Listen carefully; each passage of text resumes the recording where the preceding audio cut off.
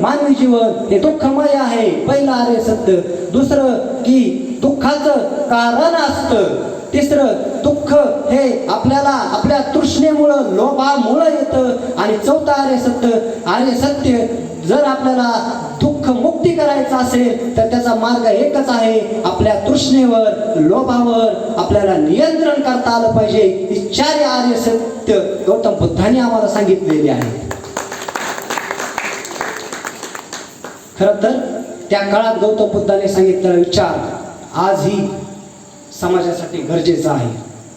आमच्या राष्ट्रपुरुषांनी जे विचार दिले ते आजही समाजासाठी उपयुक्त आहे. गौतम बुद्धांनी काय सांगितलं? दुःख कशामुळे होतं? तुमच्या अपेक्षा वाढतात. अपेक्षा वाढलं की दुःख होतं. सायकल असत तो व्यक्ती म्हणतो अरे त्याच्याकडे टू व्हीलर गाडी, मला अशीच गाडी हवी. मग तो गाडी मिळवण्यासाठी धडपड करतो. टू व्हीलर वाला म्हणतो अरे मला फोर व्हीलर तशीच पाहिजे. तो धडपड करतो, दुःखी होतो.